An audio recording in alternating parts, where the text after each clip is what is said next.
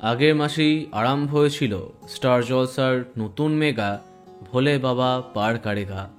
অনেক বছর পরে ম্যাজিক মোমেন্টের এই ধারাবাহিকের মাধ্যমে টেলিভিশনে কামব্যাক করেছিলেন জনপ্রিয় নায়িকা মধুমিতা সরকার।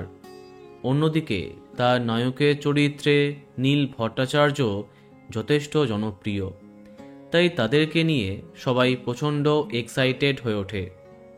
কিন্তু ধারাবাহিকের সম্প্রচার সময় সামনে আসতেই মন খারাপ হয়েছিল অসংখ্য দর্শকের।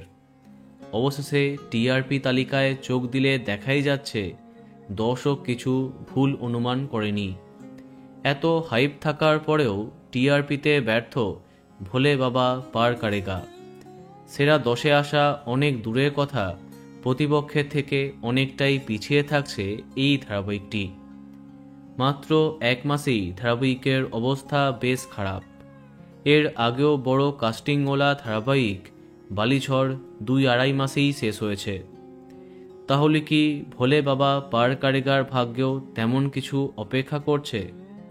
বলা বাহুল্য, ধারাবাহিকের টিআরপি আশানুরূপ নয়, তবে কর্তৃপক্ষ আশাবাদী আগামী দিনে ভালো ফল করবে এই নতুন মেগা, আর না হলে যে কোনো মুহূর্তে শেষ হতেই পারে।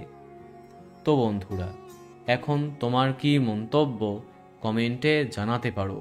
আর এই রকমই আরও অনেক ভিডিও পেতে সাবস্ক্রাইব কারেন্ট বস। ধন্যবাদ।